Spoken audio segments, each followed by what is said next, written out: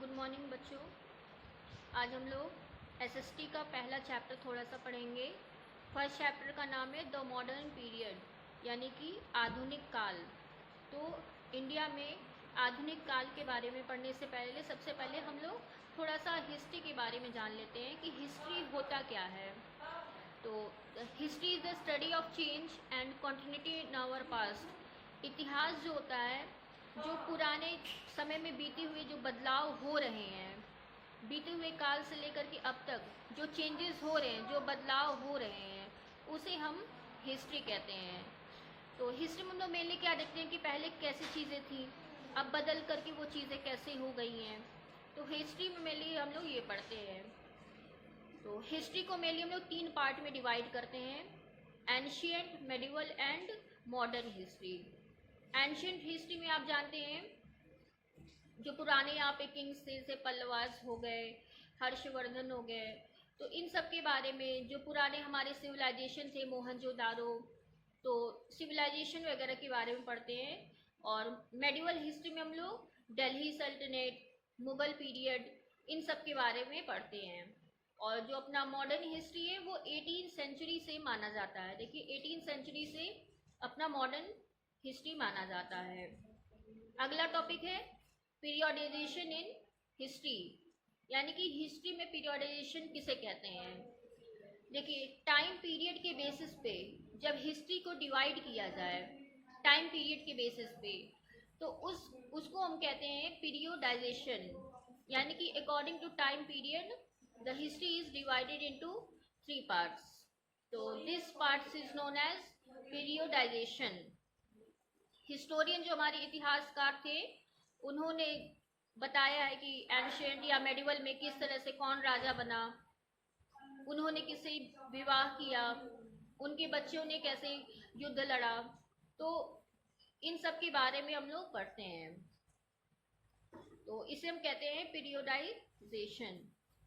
अगला टॉपिक देखिए यहाँ बॉक्स में बना हुआ है, the industrial revolution in Britain. Industrial revolution जो ब्रिटेन में था वो 18वीं सेंचुरी में बस शुरू हुआ था। और इंडस्ट्रियल रेवोल्यूशन है क्या? देखिए पहले जो चीज़ें थी वो हाथ से बनी हुई थी, हैंडीक्राफ्ट थी, हाथ से बनती थी, तो वो बहुत ही स्लो प्रोसेस होता था। लेकिन धीरे धीरे क्या हुआ कि धीरे धीरे मशीनों ने जगह लेनी शुरू कर दी। अब मशीन से क्या होता है कि जो प्रोडक्ट्स बनते थे बहुत ही अच्छे बनते थे और बहुत ही कम समय में बन जाते थे। तो इससे क्या हुआ कि जो मजदूर थे, जो वर्कर्स थे, उनकी जगह मशीनों ने ले ली और बहुत सारे जो वर्कर्स थे वो बेरोजगार हो गए, अनएम्प्लॉयड हो गए, जिससे भुखमरी जो है वो फैलने लगी। तो इंडस्ट्रियल रेवोल्यूशन यानी कि मशीनी क्रांति जिसे हम कह सकते हैं, मजदूरों की जगह मशीनों ने ले ली और कम समय में बहुत ही अधिक प्रोडक्ट्स प्रोड्यूस करने लगे। लेकिन इसका एक नुकसान ये था कि जो वर्कर्स थे वो बेरोजगार हो गए, जो मजदूर थे इंडस्ट्रियल रेवोल्यूशन की वजह से वो अनएम्प्लॉयड हो गए। तो देखिए यहाँ पे हिस्ट्री को 3 पार्ट्स में डिवाइड किया गया है, एंशिएंट, मेडिवल एंड मॉडर्न।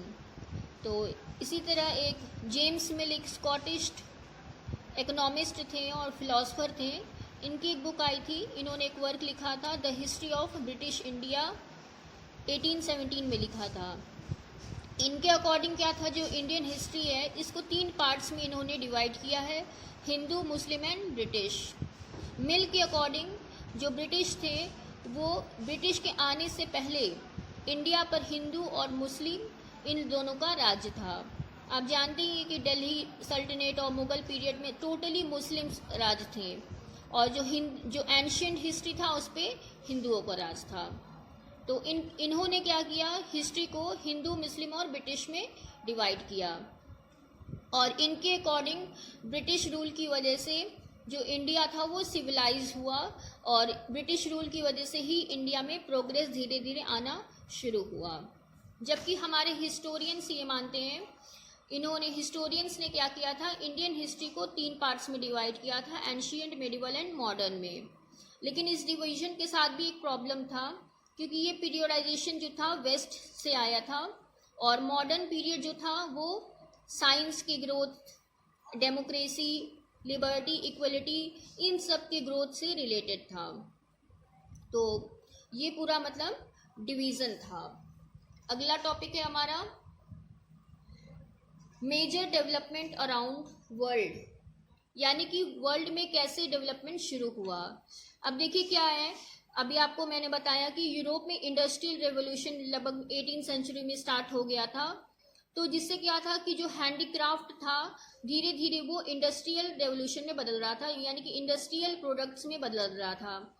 जो वर्कर्स हाथ से सामानों को बनाते थे धीरे धीरे अब उनकी जगह मशीनों ने ले लिया, जिससे क्या हुआ, बहुत ही कम समय में बहुत ही ज़्यादा प्रोडक्ट प्रोड्यूस होने लगे। और इसकी वजह से क्या हुआ, सोशल, इकोनॉमिक, पॉलिटिकल हर तरह से चेंजेस आने शुरू हो गए लोगों के लाइफ में। अब देखिए इंडस्ट्रियल रेवोल्यूशन की वजह से क्या था, यूरोपियन कंट्रीज जो थे उनमें एक तरह का कंपटीशन स्टार्ट हो गया था कि वो किस तरह से अपने ट्रेड को, व्यापार को आगे बढ़ा सके और रॉ मटेरियल जो है लेकर के इंडस्ट्रियल प्रोड्यूस बना सके। तो इनमें एक मतलब कंपटीशन शुरू हो गई थी। अब यूरोपियन कंट्रीज में देखिए कौन कौन से थे, Portugal, Spain, Netherland, Britain, France and Germany. इन्होंने क्या किया था, एशिया और अफ्रीका के जगहों में, पार्ट्स में कॉलोनीज बनाने शुरू कर दिए थे। जो यूरोपियन कंट्रीज थे जैसे कि Portugal, Spain, Netherland, Britain, France and Germany, इन सभी कंट्रीज ने क्या किया था, एशिया और अफ्रीका के पार्ट्स में कॉलोनीज बनाना शुरू कर दिया था।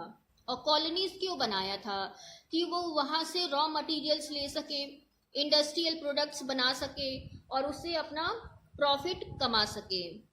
तो इसी को बोलते हैं कॉलोनाइजेशन।